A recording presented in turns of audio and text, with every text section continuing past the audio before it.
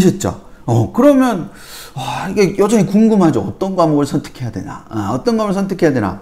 근데 그 전에 제가 뭐라 그랬어요? 어떤 과목이 있는지부터 알아야 된다 그랬잖아요. 그래서 과학을 보면 과학을 이렇게 됩니다. 과목이 늘었죠. 예, 그러니까 여기는 지금 과목이 이 통합과학이랑 과학탐구 실험, 통합과학이랑 과학탐구 실험은 거의 같은 거예요.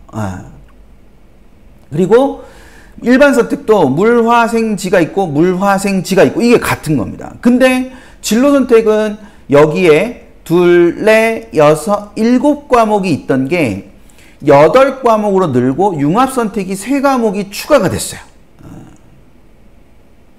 그래서 아까 이 개정교육과정의 핵심이 뭐라 그랬어요? 선택 과목의 폭을 뭐 하는 거 있다? 넓히는 거 있다. 그 선택 과목의 폭을 넓혀서 너네가 원하는 게 있으면 그 원하는 걸 좀 더 잘 선택할 수 있게 해주마 라는 것이 이 개정교육과정의 핵심이기 때문에 그 부분이 들어가 있다라는 거를 생각을 하실 필요가 있어요.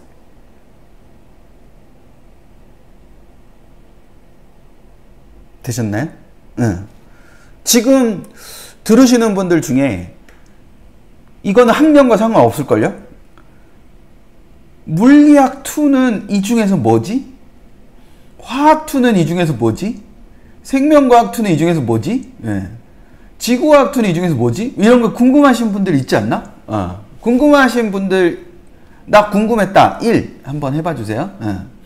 여기 과학사는 여기 과학의 역사와 문화라는 요 과목하고 비슷하죠. 여기 생활과 과학은 구체적으로 여기 딱 그렇게 나와 있는 건 없어요. 근데 이제 융합과학이라는 게 융합과학 탐구라는 걸로 갔고 기후변화와 환경생태라는 융합선택이 더 들어갔습니다. 더 들어갔어요. 이렇게 더 들어간 부분이 있는데 그럼 우리가 그런 게 궁금하잖아요. 그쵸? 그런 게 궁금하고 2주 전쯤에 아마 2주 아니고 한 열흘 전쯤에 어떤 분께서 밴드에 질문도 해주셨는데 여기 보면은 역학과 에너지가 있고 물질과 에너지라는 게 있잖아요. 그쵸? 근데 역학과 에너지는 역학이니까 뭐와 관련될 가능성이 높으냐? 물리와 관련될 가능성이 높다라고 생각이 들잖아요. 근데 여기 또 에너지가 있으니까 물질과 에너지도 그러면 물리와 관계돼 있나? 그럼 이 역학과 에너지와 물질과 에너지가 물투인가? 화학 반응의 세계는 화투일 거 아니에요. 세포와 물질 대사와 생물의 유전은 생명과학일 거고 지구 시스템 과학과 행성 우주과학은 딱 보기에 지구과학 2잖아. 그리고 근데 전자기와 양자는 물리학인데? 그럼 물리학 2면 물리학 2는 3개 과목으로 쪼개졌고 화학 2는 화학 반응의 세계 하나로 왔나? 뭐 이런 생각을 해볼 수 있잖아요. 여기까지 추론을 하시는 것도 굉장히 뛰어난 건데 이런 추론을 막 하시는 것도 좋지만 이런 추론을 하는 게 아니라 자료에서 보면 된다는 거예요. 오늘 학생이 듣고 있는 집 없나? 너네가 해야 된다고. 학부모님들한테 한 게 아니고 학생이 듣고 있는 집이 한 집이라도 있으면 너네가 해야 된다고. 아저씨가 또 짜증 엄청 내지, 그치? 짜증 엄청 내는데 자 봐봐. 이렇게 보면은 이게 지금 잘 보세요. 과목명으로 판단하는 것이 아니라 역학 에너지와 물질 에너지를 보면요. 요게 교육부에서 발표한 개정교육과정에 따른 고등학교 과목 안내예요. 그러면 여기에서 보면요. 여기 지금 여기 쭉 설명이 돼 있어요. 그쵸? 역학과 에너지는 어쩌고저쩌고 설명이 돼 있습니다. 근데 여기 보면 물리학에서 배운 역학 개념을 깊이 배우는 과목이다. 이렇게 돼 있죠. 근데 물질과 에너지는요. 화학에서 학습한 내용 중에 물질 현상과 에너지 관계에 대한 화학 개념을 더 깊이 배우는 과목입니다. 이렇게 돼 있어요. 그러니까 기존에 물리학 2 과목에서 과목이 2개로 쪼개진 거고요. 되셨어요? 자, 여기에 있는 물리학 2 과목이 역학과 에너지, 전자기와 양자, 그리고 화학 2 과목이 물질과 에너지, 화학 반응의 세계, 그 다음 생명과학 2가 세포와 물질 대사, 생물의 유전, 그리고 지구과학 2가 지구 시스템 과학과 행성 우주 과학으로 다 2개씩 이렇게 쪼개진 겁니다. 이렇게 되셨죠? 네, 2개씩 이렇게 쪼개진 거예요. 그래서 물리학 2 한 과목을 이수하기를 원했던 경우가 역학과 에너지와 전자기와 양자 2과목을 이수하기를 원하는 걸로 바뀌었다. 이렇게 생각하시면 돼요. 앞에 경희대. 그러니까 여기 물리학 1과 물리학 2 이렇게 돼 있었잖아요. 근데 그게 물리학하고, 그러니까 물리학 1하고 관련되죠. 그리고 물리학 2는 역학 에너지와 전자계 양자 이렇게 간 겁니다. 근데 화학 1이만 있었던 거에서 물질과 에너지가 하나 더 추가가 된 거죠. 그러면 그만큼 이제 분량 자체가 좀 적어진 거죠. 그렇죠? 네, 분량 자체가. 그러니까 화학 2로 배우던 거를 물론 이제 과목이 완벽하게 일치하지 않지만 화학 2가 예를 들어서 8개 단원이 있었으면 그걸 4개 단원, 4개 단원 나눠가지고 2개 과목으로 나눈 겁니다. 그래서 그게 하나가 들어와 있는 거죠. 그러니까 과목 선택이 조금 더 강해진 거라고 볼 수 있죠. 그래서 그 부분들을 생각을 해 두시면서 보는 거예요. 그래서 그걸 염두에 둬서 생각을 해 두시면 이렇게 차이가 나는구나. 과목의 차이가 이렇게 나고 그래서 이 부분을 읽어보면 이게 어느 과목에서 온 거다. 어느 과목에서 온 거다. 그럼 뭘 듣고 뭘 들어야 되는구나. 뭘 듣고 뭘 들어야 되는구나. 이렇게 생각들을 전체적으로 해볼 수 있는 구조가 된다라는 거죠.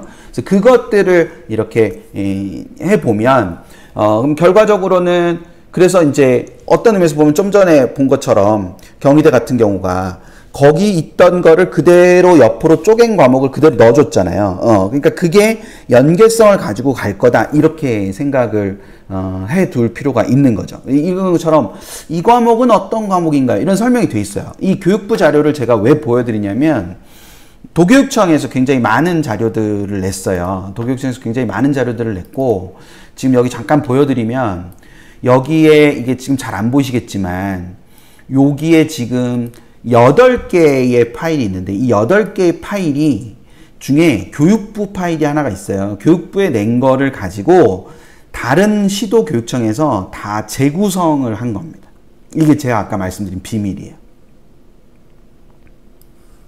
무슨 얘기인지 되세요? 네, 그러니까 이게 교육부 자료가 있는데 교육부 자료가 서술 형태로 이렇게 쭉 돼 있어요. 서술 형태로 이렇게 쭉 돼 있다 보니 그 서술 형태로 돼 있는 거를 각 시도교육청이 조금 더 받아들이기 쉽게 그걸 좀 예쁘게 편집을 하고 또 재구성을 해가지고 이렇게 딱 놓은 겁니다. 그래서 제가 여러 교육청 거를 다 본 결과로 가장 좋은 건 서울시 교육청께 저는 제일 좋았습니다. 서울시 교육청 이제 교육연구정보원이라는 데서 나온 건데 그게 제일 좋아서 제가 오늘 그 시청 안내 글에 첨부를 해놨죠. 그래서 그 첨부한 파일을 보시면 돼요. 첨부한 파일 보시면 되는데 이게 이렇게만 교육부 자료를 먼저 설명을 드리면 교육부 자료가 이렇게만 설명이 되어 있는 게 아니라 이 과목을 누구한테 추천하나. 누구한테 추천한다는 거는 관련 전공이랑 좀 관련이 된 거거든요. 그리고 이 과목은 어떤 내용으로 주로 이루어져 있냐. 그러니까 이 생물의 유전이라는 과목이 어떠한 내용으로 이루어져 있냐라는 것들까지 다 보여주는 거예요. 다 보여주는 겁니다. 그래서 이런 것들이 있다. 그러면 이것들을 볼만하지 않을까요? 볼만해요. 볼만합니다. 그러니까 볼만하다고 세뇌를 하세요. 그러니까 이게 보시는 게 되게 좋아요. 이게 실제로 보시면 굉장히 많은 것들을 얻으실 수 있어요. 너무 얻으실 수 있습니다.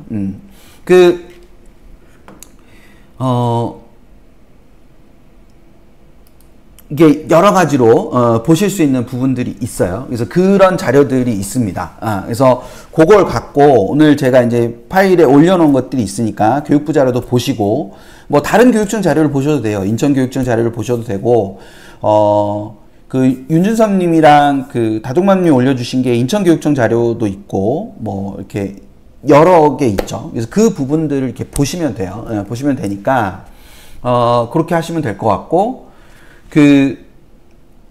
정승환님, 이제 정확히 그 부분에 대해서는 지금 나와 있는 게 없어요. 그러니까 불이익이 있다, 없다, 이렇게 말할 수는 없습니다. 말할 수는 없고,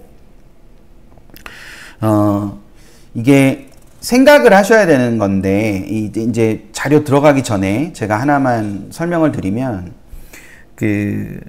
제가 입시 이런 설명을 하면서 굉장히 강조하는 것 중에 하나가 뭐냐면요. 모든 대학은 자기들이 생각하는 급에 맞는 아이들을 뽑고 싶어 합니다. 그래서 이수 과목을 이수하지 않았으면 다른 측면에서 굉장히 뛰어난 우수한 측면을 강조를 해줘야 돼요. 그러니까 그 우수함의 급이라는 거는 각 대학마다 우수함의 급이라는 것이 존재하고 그 우수함의 급이라는 것이 항상 거기에 맞게 아이들을 뽑는데 그 우수함의 급이라는 게 지금의 입시는 한 가지로 단일화되어 있지 않단 말이에요. 단일화되어 있지 않다는 말은 연계 과목이나 그 권장 과목이 있는데 그 권장 과목을 듣지 않았어요. 근데 권장 과목을 듣지 않았다 하더라도 이 친구가 다른 측면에서 굉장히 우수한 것을 보여줘요. 그래서 그 총합 부분이 그 대학의 급이 돼요. 그러면 가는 겁니다.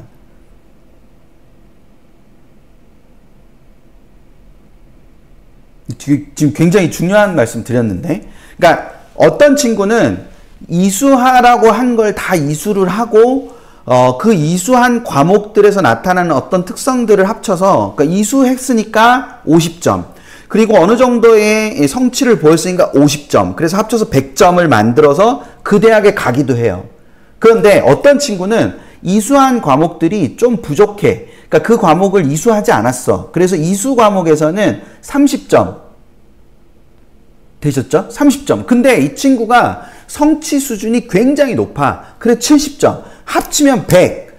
그렇게 되면 이 친구와 앞에 친구는 똑같이 그 대학에 가게 되는 거예요.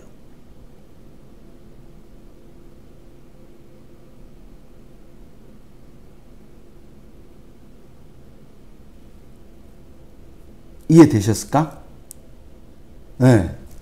그러니까 우리가 그럴 수 있잖아요. 이수하라고 하는 건 다 이수를 하고 근데 그 이수하라고 해서 이수는 했으나 조금 성취가 떨어져요. 그래서 그 대학이 생각하기에 그럼에도 불구하고 이걸 다 이수했고 여기에 성취가 이 정도 수준이면 충분해 라고 해서 이거를 얘를 기준점으로 잡아놨잖아요. 잡아놨는데 어떤 친구가 이수를 하지 않았어. 이수를 하지 않고 어떤 과목은 이수를 하고 어떤 과목은 이수를 안 했겠죠. 근데 이 친구가 성취가 훨씬 높아요. 이 성취가 높으니까 이 구조로 보면 얘는 이 총합은 같으니까. 그러니까 이수라는 것이 절대적인 것이 아니라 그게 한 부분인 거예요.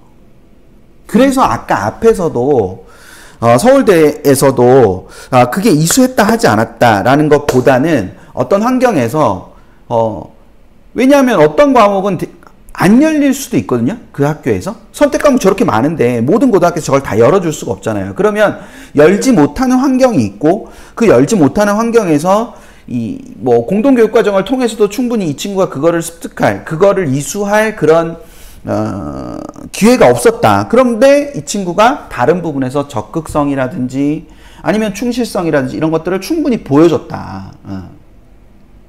성취는 내신일 수도 있고 세특일 수도 있고 다양하죠.